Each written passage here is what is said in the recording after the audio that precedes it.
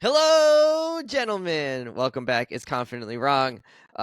We took a week off, so we are back in the mix, and we're excited. I'm excited, at least, because we're going to talk about what I think has been one of the best shows I've seen in a long time. We are talking about Andor season 2. Savon, what's up? Hey, how you doing? I'm doing good. Brian, what's up? Hello. That was Brian, quite the intro. Yeah, we were hearing some yappies in the background. What happened in the Brian household, the Redondo household? I realized that I could yap at you guys to express my dismay with the two of you rather than using words. I just felt it was more efficient to be like, yeah. Fuck Is you that what guys. happened? But your mouth wasn't moving, so Yeah, I also got into ventriloquy. I have a puppet over here that looks just like me, but like 2 feet tall and in a tuxedo. I'll show you guys later. that's amazing. Can you that's- imagine? I'm if gonna you bring walked it on around, the road. Can you imagine if you walked around with a ventriloquist puppet of yourself? I and had the mean, puppet talk for you all the time. I think it would fit right in on the subway, to be honest. It might be a Kareem like could a interview you. good buffer, actually. You're gonna be like, "What's your hot take?" Everybody should have a ventriloquist puppet. Let the dummies do the talking. They already do. You got a puppy though. I did. It's did a little get one. puppy. We got Is she it. the cutest? Is she the best? We got it when she was 8 weeks old, and she is absolutely adorable. Amazing. She has puppy dog eyes. Surprise, surprise. Aw. And she can also equally be a terror. So that's wonderful. Okay. All right. Who doesn't love that? Nice. Well, we're happy for you. We hope that it's Una, right? Una, yeah. I hope that Una brings you all the love and because she is the one. Okay. Do you not know how language works, Wes? I don't know if you can feminize the the number one, but do you know how language works, Wes? Do it. I love it. All right. I don't think you know how language works. I think I guess purposely obtuse sometimes. We understand you are not a Spanish teacher, so that's true. We get it. I do try to learn Spanish from the kids, though. All right. So because my brain is broken and I never remember anything, I just remember the feelings I had because I loved Andor season 1. I thought it was brilliant. Specifically like the prison break episodes or the prison episodes where they're on, I think it's like Narkina 5 or something like that, and it turns out that they're making parts for that turned out to be the Death Star. That? Bro, because that was such a big reveal. It was amazing. What can you give us more of a maybe an overall recap synopsis of what happened in season 1 to catch us up? You remember the name of the prison? There will be spoilers after this, so get ready because we got some beliefs and hot takes coming. So on your face right now, what is going on? Yeah, I can't believe you even remember the name of the prison. Hey, bro, I'm in it. Are you? Aldani? Remember Aldani? So it sounds like you do remember season 1. So we were talking before we started recording who was going to do the synopses, and I backed out. Wes backed out. Yeah, absolutely. My brain is. We voluntold Savon to do it. He has a great memory. But of an elephant. It turns out, Wes, it sounds like you know everything that happened in season 1, and you remember really well. I don't remember what happened after the prison, though. There was like a whole other arc, wasn't there? Not really. Like, no? Wes is, he goes back, and then, like, Wes is really the kind of dude who will forget his like child's name, but remembers what he had for lunch 2 weeks ago. That's what this is giving, Wes. It was really good bologna and Swiss. The most useless form of good memory possible. I'm like, man, so close. All right, what happened in season 1? Anyways, so season 1 of Andor, for folks who don't know, Andor takes place in the years leading up to the original Star Wars Episode 4, A New Hope, just for timeline purposes, right? And we know that we've met these characters in the movie Rogue One, which is kind of the conclusion of the story, kicking off the rebellion. Andor starts with that's a tough word. Somebody help me out. Titular? Thank you. Yeah. Ooh, I didn't know it's pronounced. Thank you. The titular character, Cassian Andor, is a regular dude in the galaxy, grew up within a tribe of indigenous folks on a planet that was ruined by Imperial mining. that is the start of his story of how the Empire kind of upended his life. And season 1 is really following his story of being displaced by the Empire, trying to find his own way to frankly live in relative quiet and peace, but then realizing that when there is fascism and the Empire is as powerful as it is, there is no turning back. And through a series of events that involves him meeting some unlikely allies, getting falsely thrown in prison, ultimately breaking out, he realizes that he needs to be a part of something bigger than himself. And the season ends with him now joining a loose collection of folks who are going to be the upstarts of what is the Rebel Alliance. I love it. That was a great synopsis. I do what I can. See, we picked the right person, was Brian. Was that ChatGPT that you were reading off of? That was, okay, first of all, that's disrespectful. I am a person. I learned words the old-fashioned way, through books and being told if I said something wrong. Have you heard of the word eponymous? I feel like I have to read it. No, it doesn't have EPO. It looks like Epony mouse. I can't. Okay. What does it mean? Well, eponymous is also a similar word. It's I had to look up the definition, but it's being of or relating to bearing the name of an eponym or of the person. So like Wendy's, right? Like named after the person. Oh yeah, okay, yeah. Thanks for this SAT cram session, guys. Yeah, Jeffersons or whatever. Well, I was just wondering if like this would count as that. Like the show is named after Andor, so is it eponymous? Maybe. I'm not sure. Unclear. Probably, but anonymous. Don't worry, we have lots of other. All right, let's get it going. So, Savon had a format question to start off with, which was the way that they released this on Disney Plus was 3 episodes at a time. There was 4 weeks of episodes, so 12 episodes total.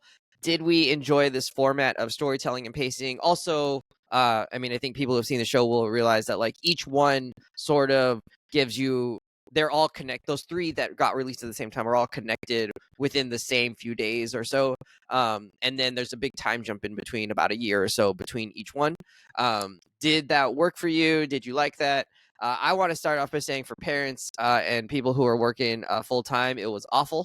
And trying to watch the NBA playoffs, trying to fit in 3 episodes in 1 week, made it feel a little bit more like a chore than enjoyable. I really hour. These not short episodes. It's not 30-minute, 45-minute. They're like 50. The shortest episode is 45 minutes. And longtime listeners of the show will know that I like to binge shows. That is something that I like to do. And Savon has always been a proponent of take your time, let it breathe. It's must-see TV. It could be the appointment television. You can all talk about it in between, and water cooler talk, baby. Yeah, and I'll be honest. After having this one come out 3 at a time, I'm like, yo, Savon was right. 4 years ago, when we started this, Savon was right. It should have been it should have been a 1 episode a week show. And like you two haven't even finished it, so like that, I feel like that's even more evidence that it should have been 1 a week. Yeah, exactly. I didn't know it was 12 episodes. I tried to binge 9 episodes this week, which I successfully did, mind you. Yeah. I too was like, holy crap, this is a lot. He got a and they released this in 4 weeks' time. He got a 4-quarter, goddamn. Yeah. I mean, the Knicks went to overtime the other night. This is like totally ruined my schedule. To lose. That was miserable. But I totally agree. Like this show is like really well made and made to be. Stop choking on your own dick, man. This show is made to be like it's a very refined version of Star Wars storytelling, and the fact that they don't allow the audience the time and space to appreciate every single episode in all its glory. I some episodes are better than others, but like there's a lot of detail and effort that they're putting into each one of these. Ton. And I think it could be that water cooler show if they try to like promote it that way and also release it that way. Like let these episodes stand alone. Let us have time to understand and appreciate what's going on. And chatter about what we hope is going to happen next week. And they could drag this out for 3 months, and I think it would be excellent. That'd be a much better watching experience, I think, for this. I talked to Battlefield Mike about that, and he loved how they did it this way.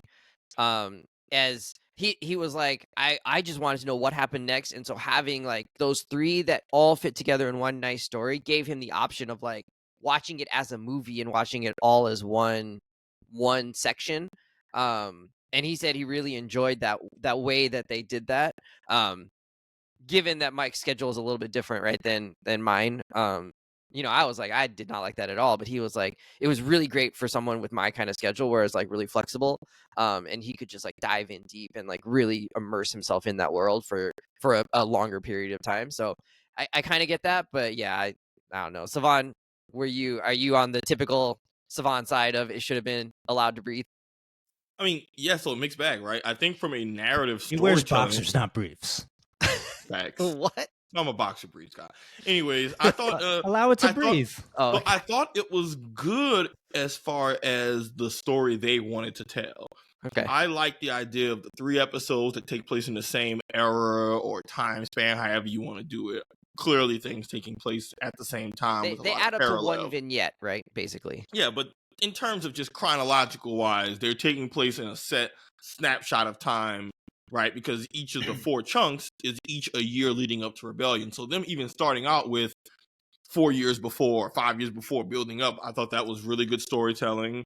I think from a pacing perspective, it lets you cover a lot of ground of how the rebels really move over the span of time without wasting too much time with maybe the nitty-gritty details that would just take up time for the larger story and, the character telling moments, right? So I like that we get to see over the span of this show, Yavin 4 go from just a place with a bunch of disorganized local guerrillas with no type of organizational structure. And, we get the bomb drop once your boy leaves the planet that, this is Yavin 4, which we know from, if you're an OG Star Wars fan, is one of the most consequential places for the Rebel Alliance. And so, in one sense, it's dope that you get to see Yavin build up every 3rd episode, right? You see a skip forward and you see, they've grown resources. People have clearly done a lot of off-screen development. Even like Wilson was a great example, right? If you really see Wilson go from just quiet, meek, whatever, to getting more and more radicalized to where he's a full, hard-on badass by the time we get to, episode 8, where I kind of slowed down a bit, right? So they were able to, and this is similar to how House of the Dragon worked a little bit too, where I think if you do time skips right, you can cover a lot of ground and advance the story in a way that doesn't leave you stuck in this one spot in time that maybe has some important things happen, but not all of the key important things, right? Like, they clearly had major stuff that needed to happen over a 5-year story course that they, I think, split up in a very good way. I think one of my favorite elements of Andor was that we see the stuff about the Gormans from the very beginning, and you see them lay out their plan, but because of the time skips, you get to actually see the plan coming to fruition in chunks. And you watch Gorman change from, you see this silly infomercial about spider webs to them being a full-on fascist regime taking over, all the stuff happening, right? But like, I think if they had locked themselves to a smaller span of time, that would have been far less believable, far harder to pull off, and I think it would have just hurt the long-form story that they're trying to tell. So I think from a writing perspective, 3 chunks with time gaps in between was great. And when I saw that they were doing it, I immediately fell in love because I'm like, so much has happened, and we get to move the story forward and see Andor go from, okay, he wants to be a rebel, to, okay, he still has some things to learn, to, he's kind of badass, but he's not the fully realized version we see in Rogue One, to where now, at least where I'm at in episode 8, and I'm like, this is another transformational moment for Andor. And once I see him again another year later, I can assume that sparked him being a damn near different type of character, but still familiar. So that was masterful, and was probably one of the strongest points of the show. I think from a viewing perspective, it's a lot weaker. I think 3 hours of show running a week is hard to talk with people about. Again, folks, even to Mike's point, yeah, you might be able to take it at your own pace, but again, you're back to your original problem of you're not in a space to be able to discuss the show with people. And when were the episodes coming out? Was it Tuesdays? Was it Wednesdays? Do you recall? Tuesday nights, I think. So Tuesday. So randomly. So Tuesday. I mean, they probably did it Tuesday to give you time leading up until Monday for when you do the water cooler work talk. But the reality is, with all the things that's fighting for our attention, including the NBA finals, the conference finals, which that'll take up a whole night right off the bat. Like, oh, cool, I'm watching a game. I'm not watching nothing else tonight. So, ultimately, I'm kind of torn. It was good for the sake of the story, weaker in terms of audience being able to sit and digest it. And these are really deep, long-form episodes. It's not like it's some 30-minute ones. They're an hour. They're dense. Lots of shit happens. If you don't watch one, you can't discuss it. You and I, the three of us, could have easily have had it come out on Tuesday, and then Brian had time to watch one episode. Wes had time for all three. I saw two, and we can't even really have a conversation about it. Yeah. And then by the time Tuesday comes around, another 3 episodes are out. And now you're just like, you got to play catch up of, if I'm even 1 episode behind, I got another 4 episodes to catch up on. And so they stack up real quick. It stacks up really quick. Even now, we tried to prep, but 12 episodes, with all the other stuff we got going on, that's a tall ask. But I don't know. I got mixed feelings. Because the triple surprisingly format nuanced. I thought you would have just been like, nope, should have been a week. Well, the release schedule made sense with the way the story was being told, so I'm a little more accepting of like, okay, it's not like they're just doing it the way they did the release. Yeah, it felt like, oh, okay, cool. These are segmented stories, so it makes sense to release it that way. It's just the stories were really dense, and which is like, it's not the worst problem to have. It's just like, hey, man, y'all show is really dense, and like you got to really lock in your brain, and it's just gonna be hard for folks to do that in a week. I wonder if there was some other reason they did it, like, because the showrunner Tony Gilroy, who wrote most of it, has said that was a not wrote most of it. I don't know. Yeah, he produced it. He said that was a Disney decision. So I don't know how that helps them. Like, does that help it not step on the toes of other Marvel projects that are coming out, or like what they were sort of envisioning there, like why they wanted to fit the show in this pocket of space, or pocket of time? I think they don't like their shows competing against each other, for one thing, right? Like I think they like to keep their calendar straight through, right? So you get like some MCU show that takes over for a couple months, and you get some Star Wars thing that takes over for another couple, and then back to an MCU show or whatever. And I do know that Ironheart is right around the corner, so maybe that plays into this idea, right? They're really trying not to overlap their few competing like fanboy properties. When does Ironheart release? June 24th. So we got about a month. I don't know. They might have timed it so they could have got right up to Ironheart, actually. But maybe they wanted a break in between. I'm not sure. All right. Let's keep going. That's enough about format. We can't hear you, Savon. It would have lost steam. 12 weeks of... You think it would have lost steam? Yeah, it would have lost steam. 12 weeks of that with like the 1-hour episodes. And again, I said it before. Nobody wants to hear the uncomfortable truth. Andor is good, but the shit kind of boring. Would you have wanted to do 3 months of that? A lot of people would have been like, yo, I've been watching this for weeks, and all I've watched is like a really annoying mom, belittle her son, and I gotta wait another week just to watch another hour. Like, that's such a bad take, but yeah. I mean, I could see people doing that. I've talked to people it's a slow burn. I've talked to people who find it boring. It's a slow burn. Kendall doesn't like it. That's not a terrible take. This shit is a slow burn, and no, look, I mean, it's a terrible take for someone to be like, all I saw was a mom berate her son, like. But no, I watched that shit and I was like, yo, this is kind of boring. I felt like we were at that wedding for a very long time. I was like, okay, I get it. The wedding sucks. Mom Mothma is struggling. She gonna get... Okay, it's like one of those... I get what some of the scenes were intended to do, but I won't pretend like that doesn't mean that it needed to drag on or go on as long as it did without me losing interest. Like, that's just... Interesting. I was locked in 100% of the time. All right. So wait, Savon, you got to explain this to me. We got a huge cast of cameos and Star Wars All-Stars. Who had the coolest arc so far? My confusion around this question that you proposed was, I didn't feel like the show had any Star Wars All-Stars, right? It doesn't have any of the Skywalkers or Han Solo or even like Lando or Darth Vader, right? Those big name characters don't appear. The Emperor is mentioned but never shows his face, or we're never seen him on screen. So what were you sort of envisioning there? This is a trap. Let's just talk about our favorite characters. Okay. Well, there was Bail Organa. I know. Look, Brian, this is a trap. That's clearly we have different all-star definitions, and this is going to turn into an all-star debate. Who were our favorite characters? Okay. I'm sorry I worded the question that way. Okay. I thought Mon Mothma and Bail Organa and even your boy Fennec from Rogue One. I thought that these being named characters we've seen in other productions was gotcha enough of an all-star. But if it's not, that's cool. All right. Favorite? You're saying favorite character? Who stood out? Saw Gerrera. I'm just saying. I thought that these were. Anyways. All right.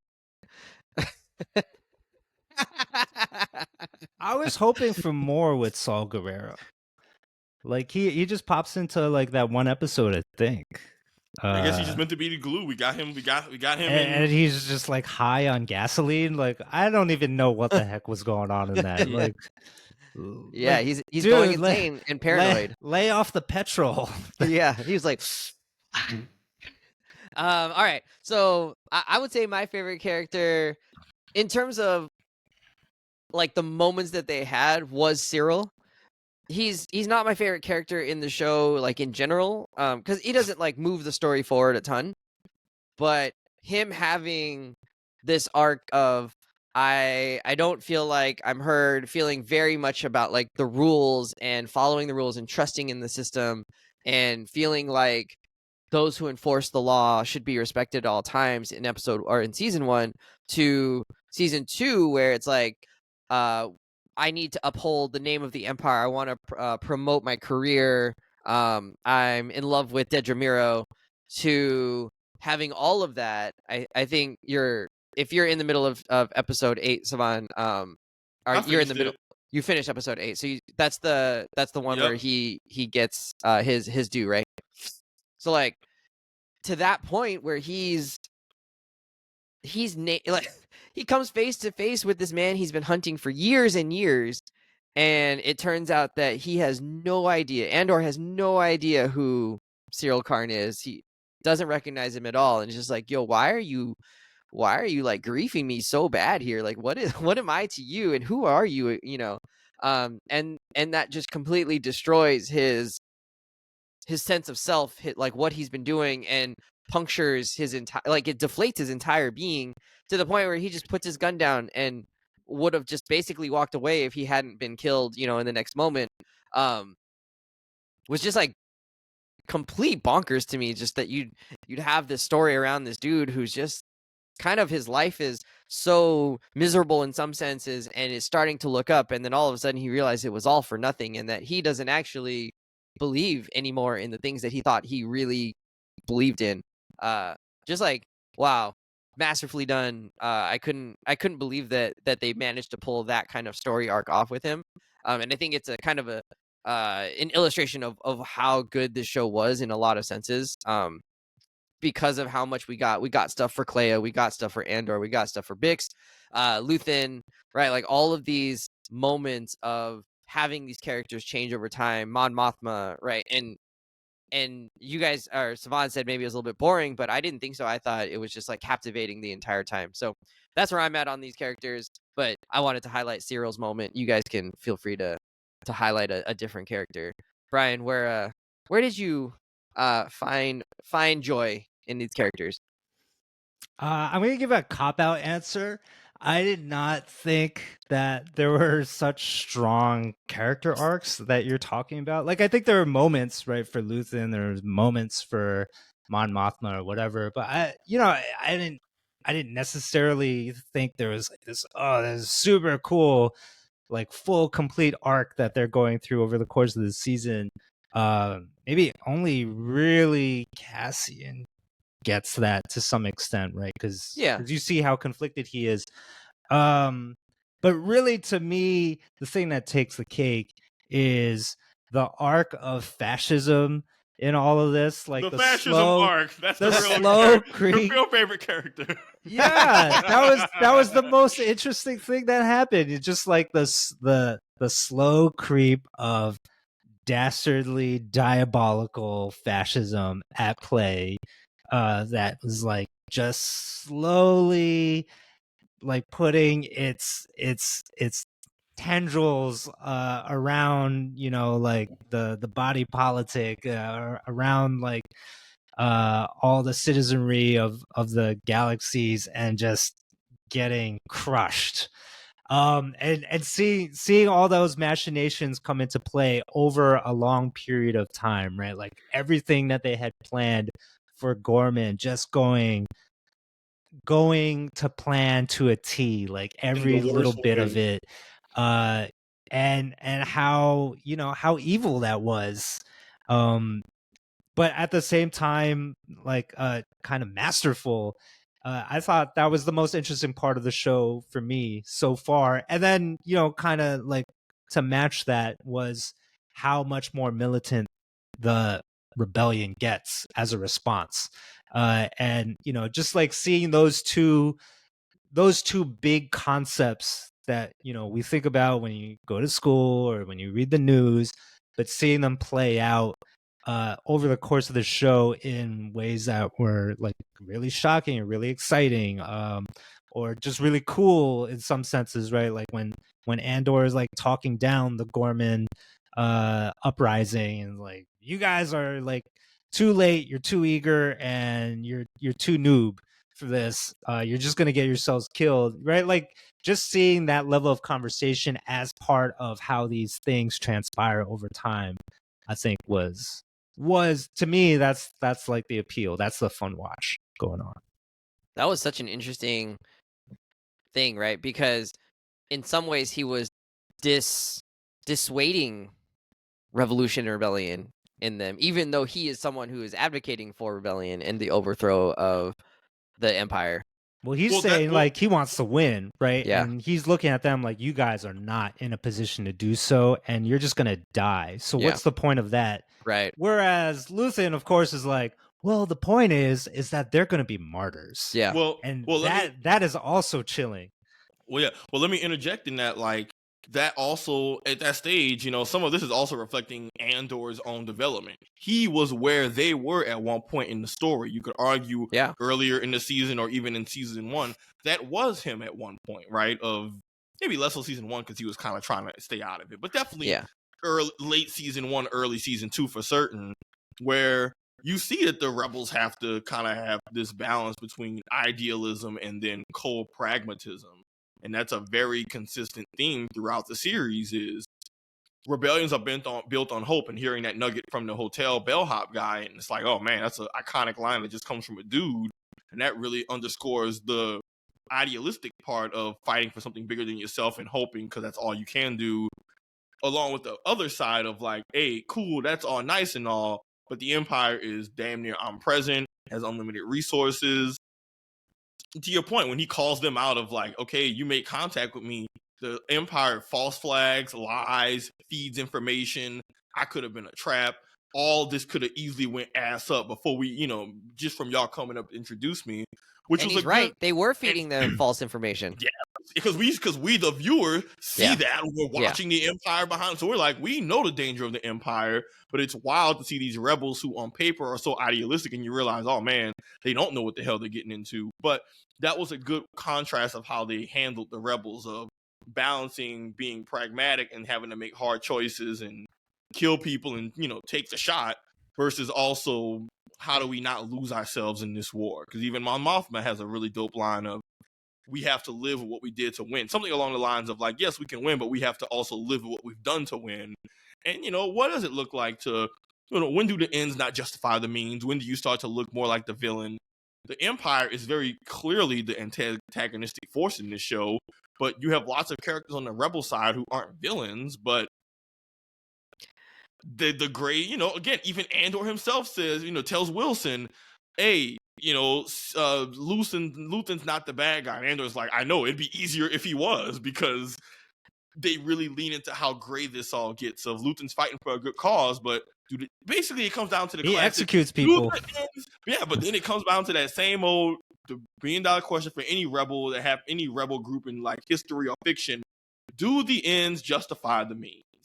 And I like that they've been able to explore that without just popping that question into our face. Yeah, we watch the rebels do shit and we decide, ooh, was that going too far? Yeah. Are you down with firebombing? Hey, are you cool with that? Hey, would you have executed? Like even Andor gets called out by Bix for saying, "Hey, you killed that kid or killed that dude not because it was the right thing, because he saw my face." But then then he even says, "What's the difference?" And it's like, yo, we're getting into that really gray area of you're fighting for something, but how do you do that while also being selfless and not caring about yourself, but also not becoming a droid, essentially? Like, it's a very cool meta story that they explore with all the characters without directly asking you or making it a topic of convo. You see it more from just their conflictions and frustrations, and I want to stay and fight, but also I don't want to leave this person behind. It's like that balance of the rebel versus your humanity, and that was, I think, that even for characters who I wasn't super invested in for their story, I liked that was a consistent conflict. Even the bellhop of just a bit character, but man, you could really see them going through a lot of turmoil in a couple episodes they appear. But I wanted to highlight that. Also, just because we're talking about favorite character, I wanted to highlight Cyril as well. Cyril and Dedra were probably... Dedra, is her name? Dedra? Mm-hmm. Yeah, Cyril and Dedra. Cyril and Dedra were probably my favorite characters throughout Andor. That was a really cool just deconstruction of how people in systems can enable fascism, even if they don't inherently agree with it all. Dedra. And how a person who is not when your personal your personal rewards and benefits are in line with what the evil empire is doing, right? Like, you're just like, this benefits me, so I'm willing to do it, and I kind of believe in the system overall. Well, for Dedra maybe, but I think that's what makes Cyril so interesting, is that I think Dedra is a little bit more lawful evil compared to Cyril, who I think really is just a victim in all of this. I don't think he was ever a bad person or malicious. I think he was someone who believed in the rule of law and order and having systems, but that doesn't make you a bad person. He just believed in a system that was tyrannical and evil and, also was manipulated by it. Keep in mind, all the stuff with him infiltrating the people and all that, he was literally being lied and manipulated and taken advantage of by his girlfriend. So yeah. I never thought Cyril would be my favorite character, but he was a very good portrayal of someone who can be a victim of a system and enable it and uphold it, but it doesn't inherently make him a bad person. I don't think there was ever any one point in the story where Cyril was evil, mustache twisting, maliciously trying to hurt people. But he's even still, in the start, he's still complicit and still responsible for. I never once absolved him of responsibility. Yeah. But I think there's a difference between someone doing something bad incidentally and someone making a choice of like, I know this is going to bring harm. In his mind, he really did think he was doing the right good work. He's a self-righteous Boy Scout. Yeah, but like, I don't think that makes you a bad person, because the self-righteous Boy Scout could easily be someone who's helping be like, there's a universe where he could have been a great asset to the Rebel Alliance too. It's one of those people on... I like that they're doing a good job of just the Empire isn't just all twist your mustache evil. There's regular working day folks who are manipulated and taken advantage of, and that's how they do what they do.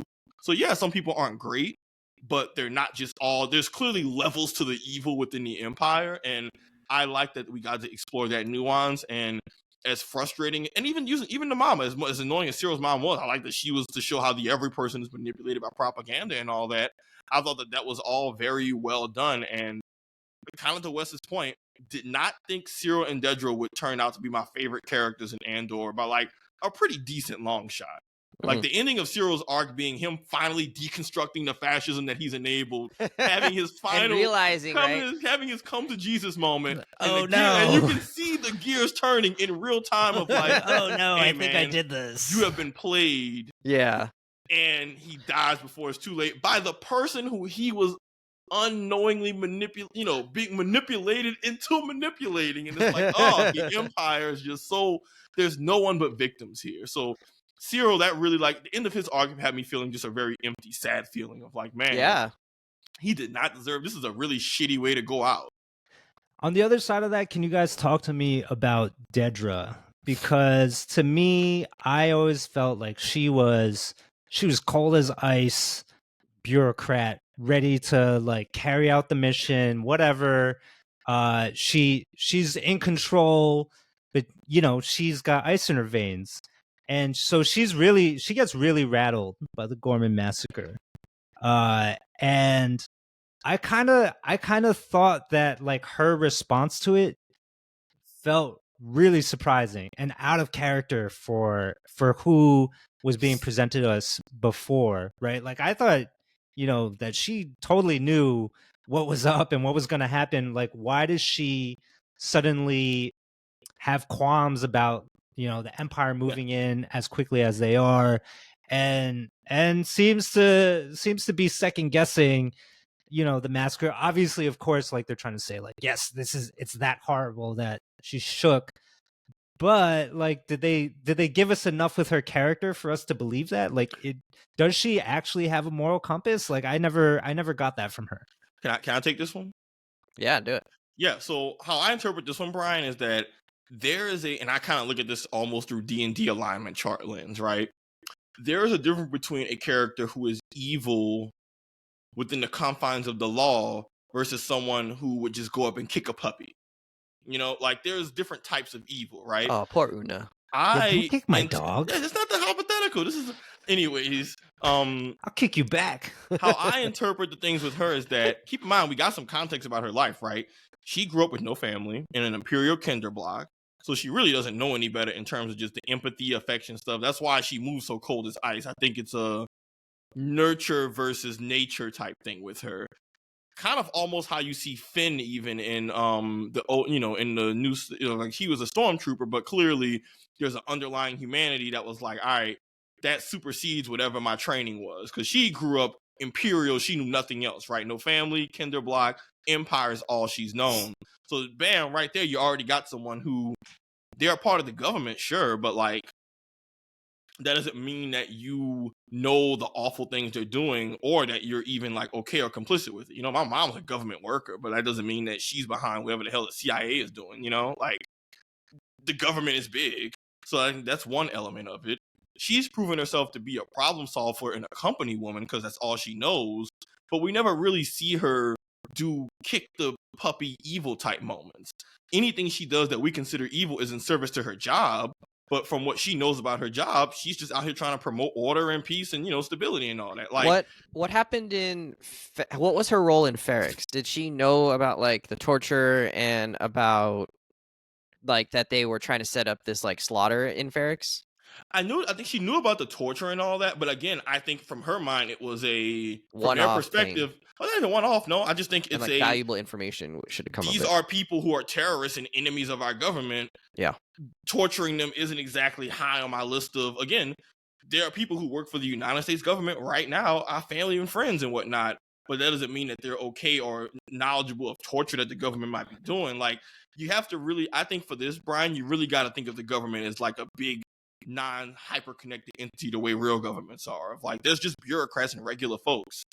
But the big thing for her is that she never she's indoctrinated and she's with it, but she's never shown to be cruel, which I think there is a big distinction between someone who will do things that are maybe unjust on paper versus being just straight up okay with like just straight up murdering and slaughter of civilians. Like, yeah, that's just straight up. I know they're all bad, but there is a difference between working for a shitty government and just doing your job versus the literal murder of innocents and that being the plan all along. Like, I think even in the start of the series, you could kind of tell she probably didn't even want the.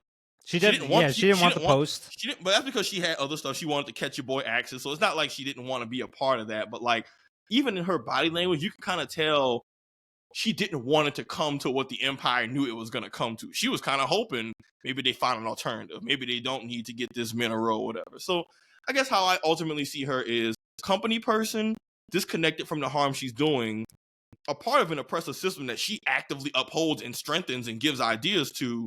But there's still a far cry between people who do that and being okay with the most extreme version of just outright genocide, which again is high key a reflection of a lot of folks in our real government and real governments. they're okay with being a climber for their career, even if it's stepping on and over people. And maybe they do have some line that they consider of like, okay, Mitch this is McConnell. maybe they do have a line of this is a step too far. And it's like, okay, cool. This is a step too far. It doesn't make you good, but it shows that there's nuance within evil. Like that's the biggest takeaway of Andor is like, there's lots of evil, but there's a difference between Cyril and Dedra and Finnick and then the Emperor. Like, yeah, sure, they're all antagonists. It is a sliding scale like a MF with differing levels of, agency that they have. But that's true. She never came off as cruel. And she had always traditionally been based in Coruscant. And I realized that Gorman was the first time that she was stationed in the field and witnessing things. Like I don't think she ever stepped foot on Ferrix. She did. She was part of the mob, and that's how her and Cyril end up kind of together. He saved her. Okay. Wrong there. But it's the same way military generals will push all the buttons instead of who gets to die. But then if you see them out there in the field with the people, they might feel a little differently about it. Like it's the same, just the reality. Well, and they brought in Gorman. They bring in that other dude in the black uniform to do the actual military crackdown.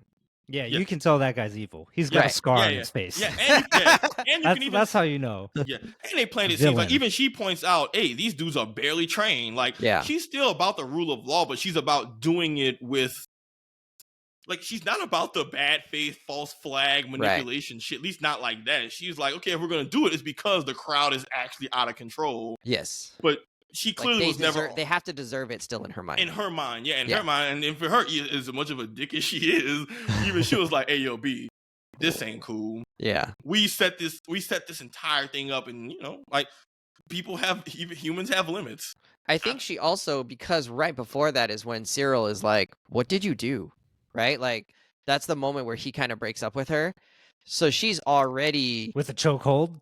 Yeah. So she's already off of her. That was wild. I didn't necessarily agree with that choice, but I think she's already feeling like, wait a second, have I really did I really mess this up? Right. And so I think she's already the bad guys. Yeah. She's having that moment. And so I think you're right. Like she is feeling a lot like, oh, this wasn't the way that I envisioned this going. And I didn't think this was what we were working towards. And she's realizing no, actually this was what we were working towards. And I got played a little bit, but I also played my part too well. Yeah, she thought it was okay, this is the last ditch option that we'll avoid at all costs if possible, because that's just not how you want to do shit. In her mind, she's like, all we need to do is get this crystal or whatever they're looking for, right? The mineral. You don't need to kill a bunch of people to get the mineral. Yeah, she had exactly. And the Empire knew from the bottom, and she realized the Empire from the beginning already knew, hey man, we could tell you all this shit. And they even said from the beginning of episode 1, the plan is that the planet will be rendered unlivable. Like, they did not beat around the bush of hey, we want this mineral. There's no clean way to do this shit. There is no real. They even made it clear, the planet will be rendered unstable, unlivable, uninhabitable. They made it clear this isn't just us fracking for materials. This is us saying, hey, when we take this shit, the planet will be unlivable. They kind of really drove home the... I totally missed that, Brad. You catch that? Oh. What the hell is going on? Oh my god, man. There were a lot of things happening in the early episodes. Y'all made me watch this damn show, and I remember more of it than y'all. This is bullshit. Dude, absolute bullshit. The way that you're talking about this show makes me think that you absolutely adored it. Yeah. No! Yeah, the way, because you're pointing out how well crafted it was from throughout the thing, right? Throughout the whole series, they've put in all these pieces to make it all make sense, right? To make it all masterfully crafted show with super intentional writing and all that and put together. It's masterful and boring. I actually thought this season seemed to have more action. I often think of Savon's Star Wars critique. It's where to make it Star Wars? Where's the blasters? Where's the fun stuff? And I actually felt like this season took that into account a little bit more and added more. It felt like there was more action pieces in every episode than in season 1, and that we had more thrilling moments And so I was thinking maybe this will win Savon over. Apparently not. We got Star Wars Tiananmen Square, which, like, I'm glad they went there, but... Which is wild. Yeah. We also got, like, Star Wars rape scene. Like, Jesus. I was just like, oh, cool. And Star Wars drug abuse. I wasn't expecting that. We have a whole character arc of a woman who's almost sexually assaulted, has been tortured the previous season, and is now coping with substances to get back on her game before being basically manipulated to get revenge by her handler so that she could be on her game to get off the drugs and back out into being a guerrilla terrorist. Like, what the hell is going on right now? She revenge kills her torturer. How did she even find it? Whatever. That was like a dope moment, but yeah, me too. I was like, huh? It just like, broke that came out of nowhere. Had to take him out the picture, so he wasn't in Rogue One. But yeah, I mean, you love people walking away in the cool dead of night with a giant explosion in the background. It was badass. Come on, that's good stuff. What I liked about it, fun. It didn't necessarily make sense that it needed to happen or how they could do it, but it did make sense in that it was a sense of closure and healing for her, right? Because she had been struggling so much that it was like, short of going to therapy, this was her moment of. They don't have those. They don't have those in the kill Empire. your enemy. Yeah, that's the lesson here. F a right? therapist. And it's like, get out and revenge yourself. I can sleep better knowing that I don't have this guy who's out there in the world doing this to other people or who could come after me anymore. And so that to me does make a little bit of sense. And that she has Andor by her side doing it, right? Cassian is with her and helps her do it. And it brings them loves back to push together. the button. Sure. He loves to push the button. All right. I guess we've talked a lot about fascism, so we don't necessarily need to talk more about that.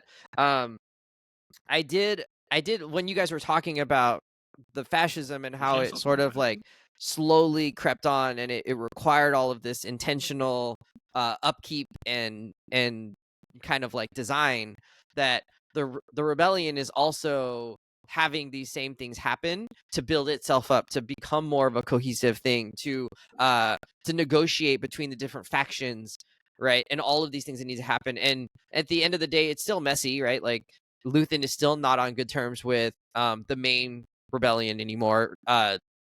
Cassian and Vel both leave Luthen's sphere of influence and join the like proper, quote unquote, proper rebellion. And Saw Gerrera is still, quote unquote, too extreme for them and is still kind of doing his own thing, even though at the end of the day they want the same thing. They're not all in agreement about how to get there. But there's still intentionality about how they're building it. Like, Bail is being intentional, Mon Mothma is being intentional, especially by the end of the arc of season 2. And they're putting everything together in a really organized way. And you have to do that. And I think the weird juxtaposition, not weird, the intentional juxtaposition was that the rebellion had to get its hands dirty in order to get to where it needed to go. If it only fought in terms of non-violence and it only did counter like propaganda or whatever, it would have never gotten to the point where it could defeat or even go head to head with the Empire at all. And that's like an interesting question, because we always talk about in current day that your means of protest have to be on a different level, right? It cannot be the same as the tools, right? Like Luthen kind of says in season 1, like, I have to use the tools of my enemy, right, to defeat them. But it's like, it makes me question, even just like on a real level, like, do you actually need to use these like underhanded methods to get to where you need to go in order to like have a better possibility tomorrow? Or does it lead you down the path of like, well, you actually just recreated the same system that you were trying to overthrow, if you don't do it in, quote unquote, the right way, right? Or the MLK way. MLK way, like, I'm about to say, the MLK way wasn't the quote unquote right way either. Like, I'm about to say, well, now it's considered the right way, right? The non-violent people don't like people protest. People hate highway protests. Nah, I vehemently disagree about that one. Like, I think the whole I don't think there's been a single rebellion in history that was won by the quote unquote right way. Yeah, right. And I think Tony Gilroy is well aware of this. He's heavily researched in a lot of rebellions just because he enjoyed it himself. Right. And so when people tell us today that oh, violence isn't the answer, or we can't do these things to protest against incoming fascism or against those who are like neo-Nazis and stuff like that, it's like, well, like, how do you can't actually not have violence at some point, right? It doesn't mean that should be your first go-to, but the show is clear that like you probably do have to have some violence in order to get somewhere at some point. I don't think I can think of any immediate political revolution or change that did not. People forget the Civil Rights Act didn't pass because of MLK. It passed after he got shot, because after his death, there were lots of race riots and things happening. And then that is what helped push through the Civil Rights Act. It wasn't a lot of the MLK kumbaya. It was the people were so pissed about his death afterwards that the civil unrest made the government be like, all right, man, look, man, shit's getting ugly. But it wasn't until violence was on the table that people really got their asses in gear.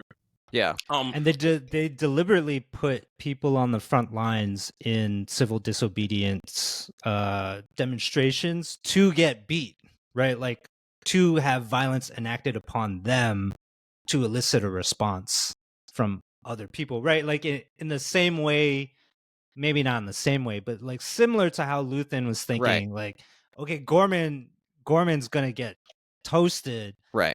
But that is good for the rebellion overall, right? Yeah, it brings more people to their side. Yes, as like, people see what they're doing. The Empire is bad, right? It highlights how bad the Empire is. They literally somebody's said head is going to get cracked by cops. They literally said the galaxy is watching. Like, that was them saying that. Which, okay, I gotta come out with my hot take. This might upset some folks back home or whatever, but I gotta talk my piece. Maybe I'll get canceled, but I gotta just say it.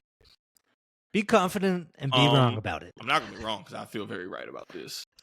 I loved how they did the portrayal of rebel groups and guerrillas and insurgencies and the fascism, and I think that was one of the strongest parts of the shows. But I was very disappointed that Star Wars leaned back into the very disappointing trope of all humans in space are white or white-coated.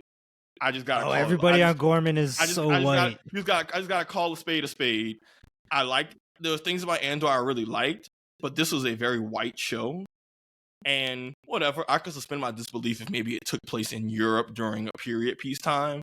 But I'm sorry, in a show that's about an infinite amount of space planets and aliens, I just don't think that, like, there's an excuse to be still doing that outside of just trying to know that you got to win the image battle with audiences, right?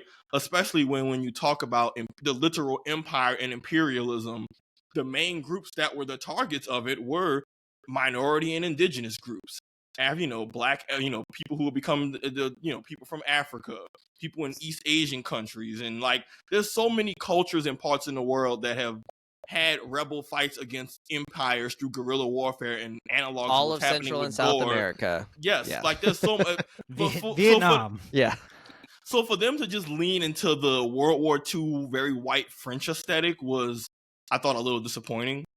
Not to say that it's not a strong parallel, but there are other parallels that I think could have also have driven that point home. And there was just a point where I'm seeing all this fascism rise up against the Empire stuff, and it's all just a lot of white folks. And I just think for Star Wars, where it's a show that's about aliens and how aliens specifically are the subject of racism in the Star Wars universe, like, that's a whole thing of the Empire being xenophobic against them, all of that. It just feels like a very missed opportunity with the cast, whoever was in charge of casting, of we have themes of rebellions and all of that, but also this show is overwhelmingly white. Like, I just thought that was a missed opportunity. The farming plan, and I'm just saying, and if you're going to portray a certain culture, fine, and I get that you want to have a unified aesthetic for that, but it didn't have to be white French coded. Like, that they could have easily have had that same accent, but the people all just have, it's just one of those, they're just multiracial, because in humans it doesn't really matter, right? You could have easily have had that been equal parts Middle Eastern, black, white, all this, and then every point about their making, and even the French World War II parallel, still would have held up perfectly fine. But there was just a moment where I'm just like, man, so we in space and Star Wars, all these planets, and they've got barely any black or Asian people. Like, you're mostly talking about Gorman? Yeah, but really, the show at large, too. Even, I think the even Rebels the are guilty planet, of it, too. Right? The farming planet. And maybe it felt like an intention. Yeah, maybe it was an intentional design choice with some of the Empire. Maybe they leaned into having it older white folks, but there's a point where it's like every faction is overwhelmingly white, and that starts to feel a little disappointing in a show that's heavily about anti-imperialism and how colonialism F's over indigenous groups and what fighting back looks like when you have a show where you can literally invent and make up any culture you want. They said, let's do the World War II French. I think that's a very valid pointing out that this show did that. I think you might have logistical reasons why it happened, but the show has a shit ton of money. People, not enough minorities, not enough blacks and Asians. Yeah, I mean, there are not enough good people of color actors out there. No, they shot this in England and they shot this in. You don't say. Canada, is that right? Something like that. So you're in very white countries, right? And not but not also to say not. That, also not not to say that there aren't people of color there or whatever, but if I wonder if it's just when they're we're hiring extras and these are the people that showed up, they're I don't think so. I think it's we got to make it fit. It felt very deliberate. Right? They're really trying to make this France, right? Yes, for sure. They're definitely trying to make it France. They're definitely evoking World War II. I agree with Savon. That doesn't explain. Very deliberate. That doesn't explain Ferrix or the farming town. For the record, y'all, this is bigger than Star Wars, right? This is a trope throughout lots of media where in fictional worlds, white is just kind of the default. Yeah, for sure. You don't really question it. Oh, we're in space. It's a space story. And they're on planet Verma. It's the same reason everybody on what's that planet in MCU? The same reason everybody on Xandar's white. Just so we just got this alien planet with all this civilization. The only times when people. Shows or movies have a multiracial cast is because it is very deliberate. Somebody's actively trying to make it that way. And they could have done it here, absolutely. It's just disappointing. It's just disappointing to see Star Wars still kind of fall into the, at least in my opinion, the humans are white default trope that I'm not a fan of, especially in a non-period piece story where that is a relevant part. You could easily have kept everything about the Gormans and the writing and their story exactly the same, but literally just pick chunks of the audience and made them a different color. And every other point, including the World War II analogy, still would have landed just fine.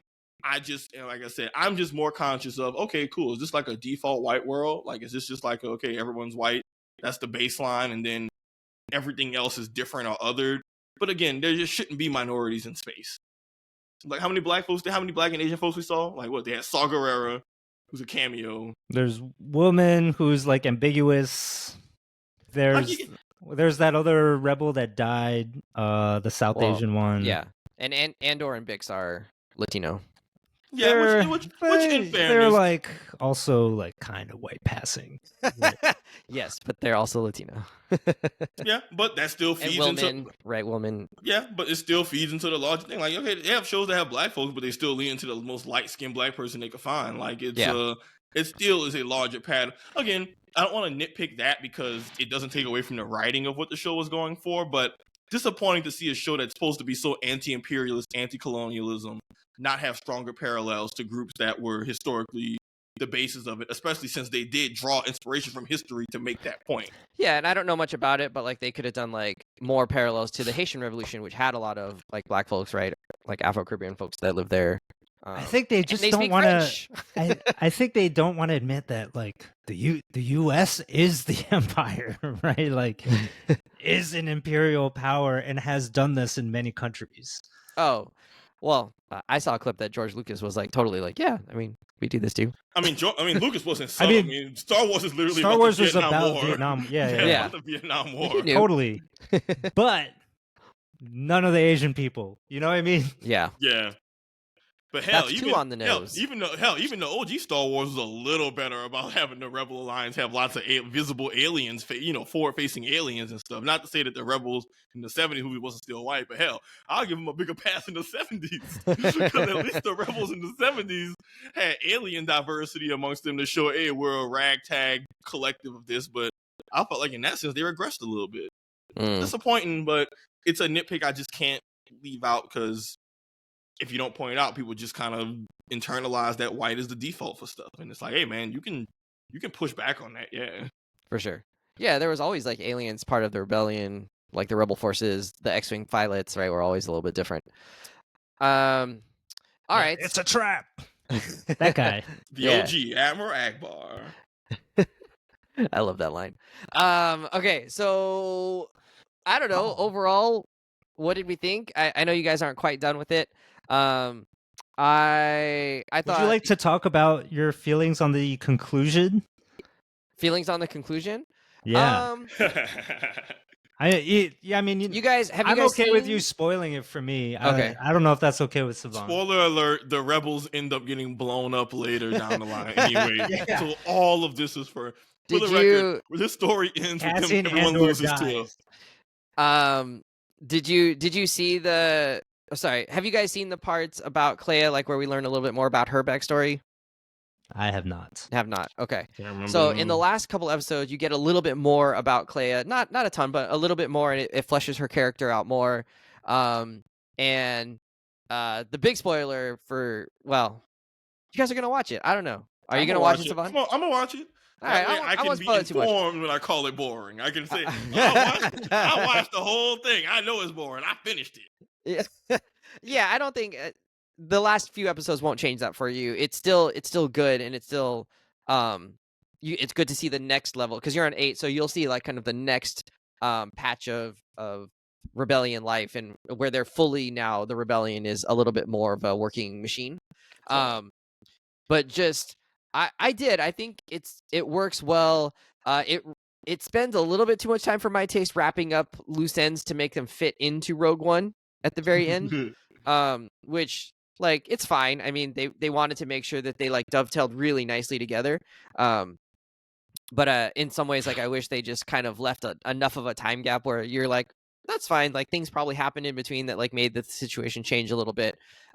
We get to see Mon Mothma with her like really short haircut, and she's kind of more of a leader in the Rebel Alliance. Bail Organa is a Rebel Alliance leader. But we get to see a cool like rescue sequence, and then kind of a trapped sequence where they're fighting off some stormtroopers or some soldiers.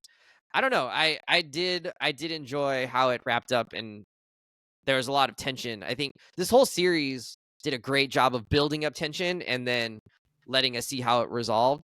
I was super stressed with like all the Gorman stuff. I was super stressed in the last, few episodes. Like, how are they going to get out of it?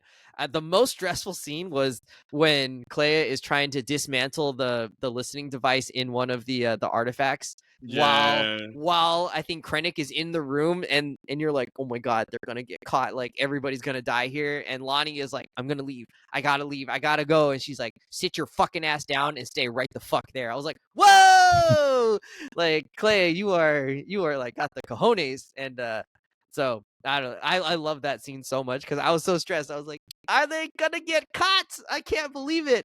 What a way to be undone.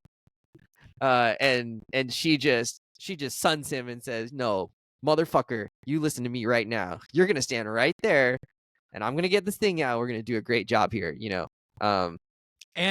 and make sure you memorize all these details about this artifact. Yeah, because you will be tested. Do your homework. Yeah, we cannot leave this behind. So that's a great foreshadowing, I think, for the last set of episodes, where it's like she is actually a bigger player than it kind of seemed throughout the thing.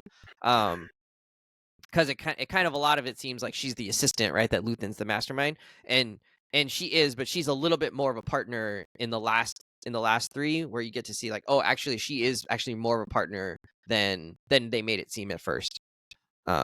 Which is kind of a cool thing for her, I think. Yeah, and then it puts us back on Yavin 4, and we're ready to roll into to Rogue One. Yeah, I don't love that this is the thing with prequels, right? Like, they always have to try to shoehorn something into the thing that it is already predating, that it's right? building up to. And like, so to me, the one big glaring error on that front was the whole storyline about the droid that Cassian picks up at the end of the Gorman Massacre. Oh, yeah. I'm like, that was dumb. grown. You wasn't rocking with that? You were just trying to give us the backstory for the comic relief character from Rogue One. Like, I don't give a shit, man. Yeah. Like, these people just got massacred, and you're just like totally undercutting it with this stupid tie-in. Like, man, I don't know. Like, have you guys watched Rogue One since Andor came out? But like, I have tried, and they're totally different. They're totally different properties. Oh, really? Even though they're related and by the same guy, Rogue One's way more chill.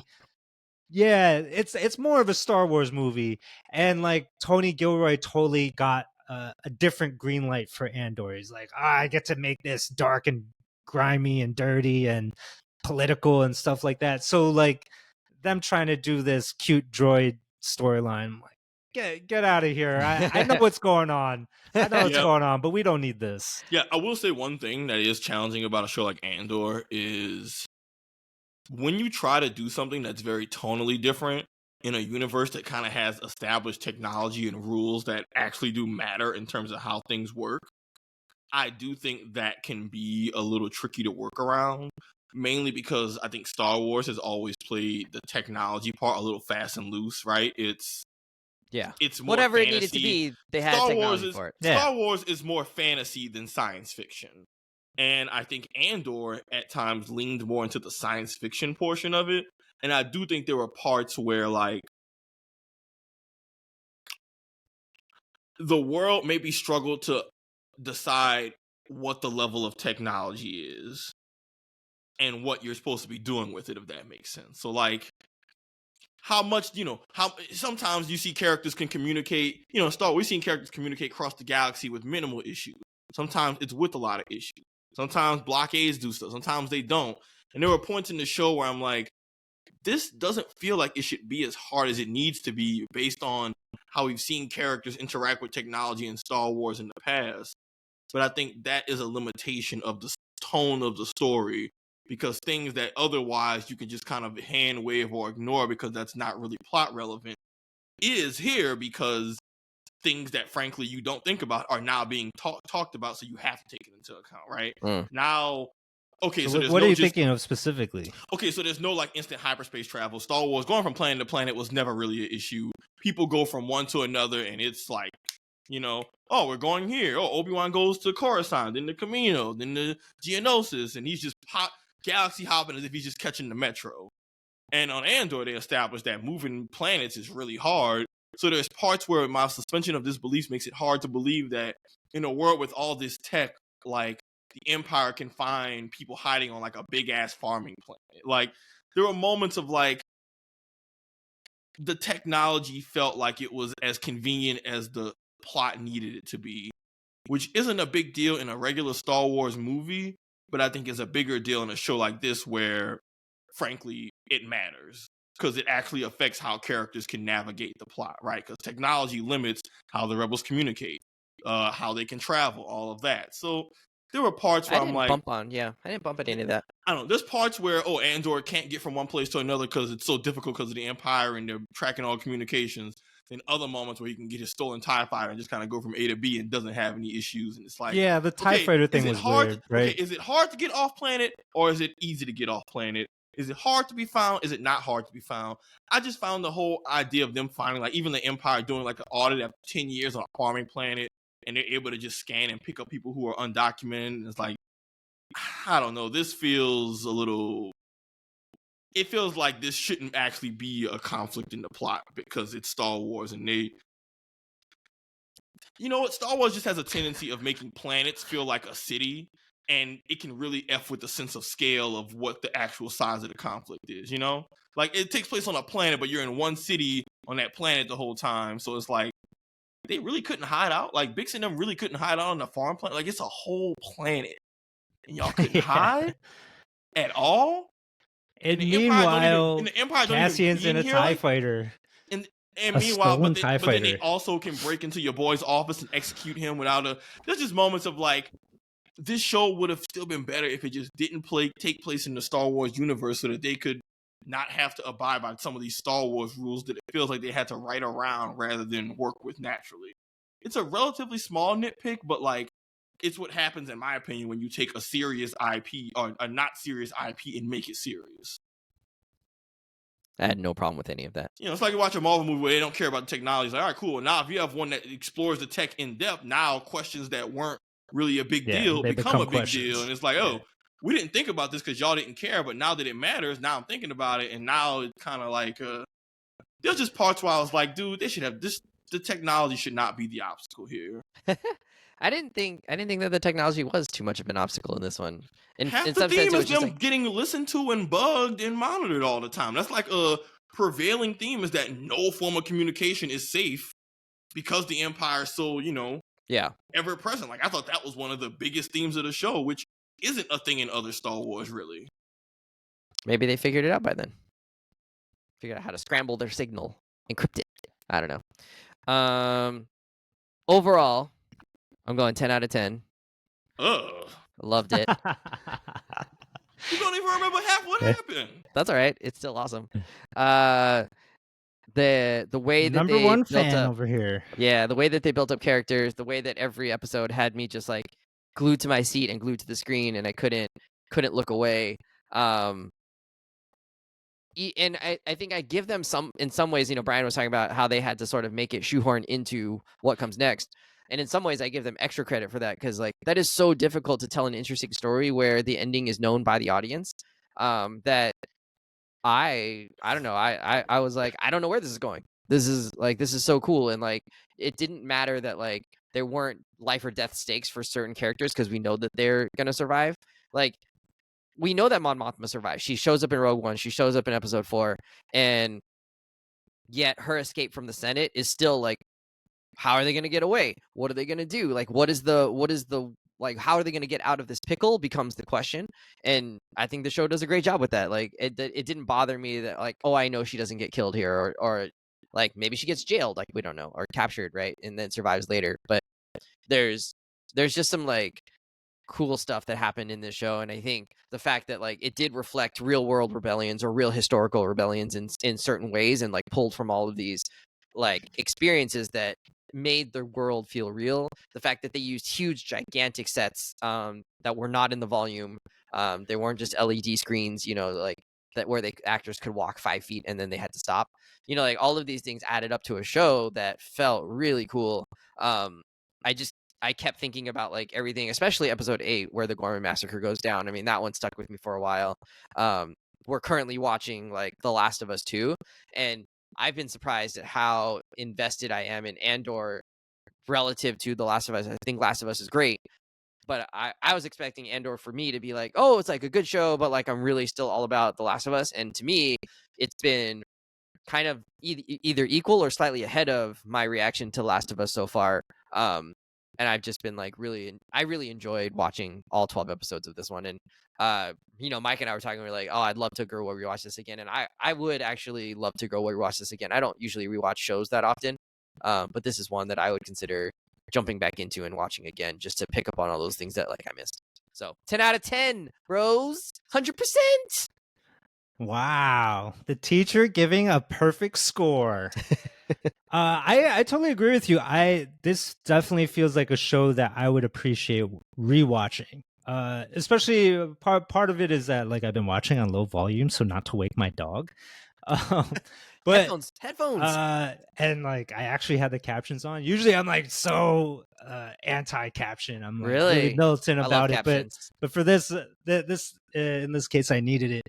But even aside from that, I do think like the show is so detail oriented, right? Just like the little customs that they have for the Gormans, for the Chandrila wedding, for the way things are carried out in the ISB, and the set, like just like tiny little details. They're all so interesting and fascinating, part of the world building, and I think this show, more so than many others out there, has like just such a grand scale of storytelling about worlds and what happens to worlds or civilizations rather. And like to me, that that is like ambitious storytelling that is just really exciting to see, but also the way they execute it by going deep in the trenches with the individuals that are are pulling the levers on society makes it such an intriguing watch.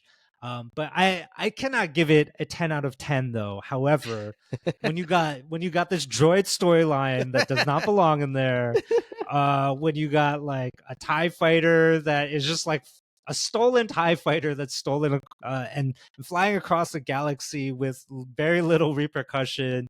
And when Mon Mothma is at a wedding for like 1,200 years, like what the fuck, man? It's a 3-day wedding, and but that TIE fighter thing is interesting. It never had any like greater purpose than to sit him down in the middle of the two rebel, sparring factions. It was a really cool set piece when he stole it. I love the fake flirting with the officer. Oh, the gag where he goes backwards. The gag, yeah, he's him going backwards, and then even landing in with those rebels who I felt were like, that was the portrayal, Tony Gilroy's portrayal of liberals today in America. Like, they're just all squabbling with each other. They don't know what's going on. Like, what do we do? And yes, that was actually just your typical Call of Duty match. I felt like I was being trolled. That was all like good fun, but kind of led nowhere. So I think I still think this show is like really well made, and beautifully written. The dialogue is top notch. Like, so there's so many quotables throughout both seasons of Andor. But I got some quibbles from this season as compared to last. So I'm going with like a gentle like 88 on this one. But like I said, I would definitely rewatch this, and I just might actually if I find some time. Savon. Yeah, I give this an 8 out of 10. Maybe like a 7.8. All right, 7.8. This is the epitome of like something that's well put together, well acted, all that stuff. I said it before, production value through the roof. You said masterful earlier too. And then now you're going to be like, I don't like masterful. It is masterful. But masterful don't mean nothing if it's boring. It's not boring. I don't think it can be masterful if it's boring. No. I think I look at this the way I look at like a rapper who's really good at weaving similes and metaphors and rapping really technical and being able to fit lots of syllables in. It's like, this is hard. It takes a lot of skill. You clearly busting your ass and work at your craft. All that is true. And at the same time, hey, yo, anybody trying to hear that shit? When I want to sit down after a long day of work, I don't want to hear rap guy Eminem, even if I can objectively recognize that this is really talented and takes talent and is hard to do. And that's how I feel about Andor a lot of the time. It's like, it's good, but I didn't come here for this. And I've said this about season 1. I watch Star Wars for certain things, and Andor just by design does not deliver on any of those things. I think Andor would be better if it just wasn't a Star Wars show. He wants more. You want Acolyte. He wants more shows about Leia. No, not that, but like all the other. But I think there's a very clear tonal shift, even for the ones that aren't good, of the other Star Wars medium like Star and shows. Wars Visions, which is tonally different. Yeah, I mean, I enjoy that too. But point is, Andor's boring. Like, the cool stuff about when I was a kid, the things that got me into Star Wars are all the things that Andor leans away from. And more power to you. But I'm not the only person who feels this way. And you got to recognize that, like, yo, this is a good show. But that doesn't I don't mean think you're right. A Star Wars fan, I think most Star Wars fans probably aren't going to watch this because that's not what they was watching Star Wars for in the beginning of the spot. But Star Wars fans are notoriously shitty, so it's okay. Yeah, this is exactly why I like Andor. I know, but Star Wars for adults. I know. I get. I'm not saying that y'all are wrong for having that stance. Yeah. I'm agreeing. I get why, but y'all need to understand exactly why. Cool. The same way this is like perfect for y'all. There's a whole another faction of folks who it's going to be the inverse for the same reasons that y'all do like it. Like, we don't care about the factions. Remember, we only care about your opinion. All right, I'm part of that faction. I gave my opinion. It's different types of rebels out there. It's well put together, but I don't think it's enthralling and it draws me in the way Star Wars stuff does.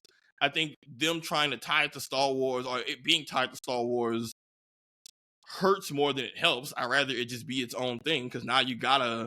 Because this is like a sci-fi show that doesn't even want to be sci-fi. Like, it's Star Wars has never been sci-fi, though. It's okay. Okay, it's clear that this doesn't want to be a fantasy show. This wants to be it feels like this is a really dope show that was forced to be a Star Wars show, and it would be it's a much political more, thriller. Yeah, and it's like, cool. Yeah.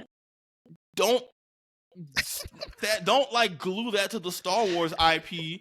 Let it just be. I think Andor could just be its own thing and tell a story where you're not having to make callbacks and references to the Star Wars movies that it frankly doesn't, feels connected to, but also tonally is super disconnected from, right? Like, but my other main thing, and I had to really think about this watching through Andor, is that I'm gonna be honest with you, knowing just that the 6 movies that come after this kind of just makes me start to lose a little interest in like the stakes of the plot, because I know that the characters aren't gonna die, but more importantly, I know how the larger story ends up going, and that makes me less invested, because it really does just end up being the rebels win, and then shortly after they lose again because the First Order comes and they lose again. It's like, oh, so we're doing all this shit, but within like 30 years, this is all about to be board reset, and that kind of makes me also just lose interest, knowing that we're building all this up to know that at the start of episode 7 they blow up Coruscant or something. It's like, oh, okay,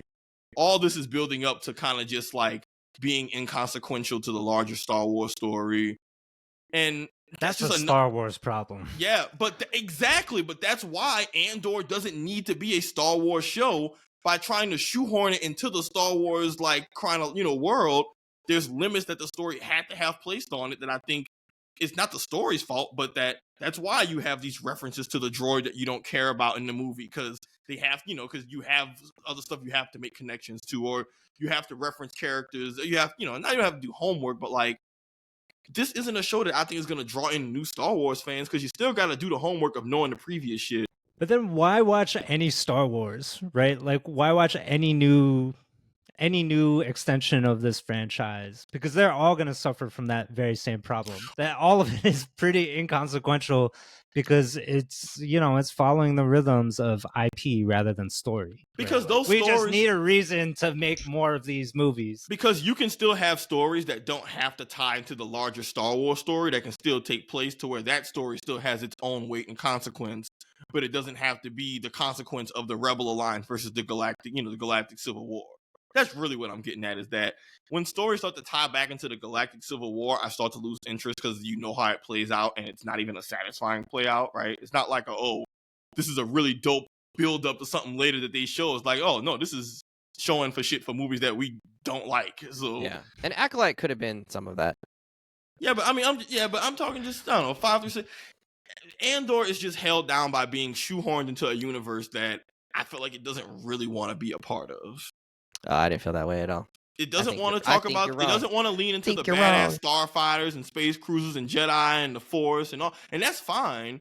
Yeah, but like, this is I'm knocking it for that too. The introduction of the Force with Andor, saying that he's like the messenger. Thumbs down on that one. What do you mean he's the messenger? Yeah, any chosen one shit, I'm always immediately out on that. I'm like, chosen one. Why is Andor the chosen one? We did not need that storyline. The whole point is that anybody can be a hero if you choose to rebel, and then undercutting it with, oh, you're the chosen one. All right, cool. So the rest of us is just fodder. Yeah, like this.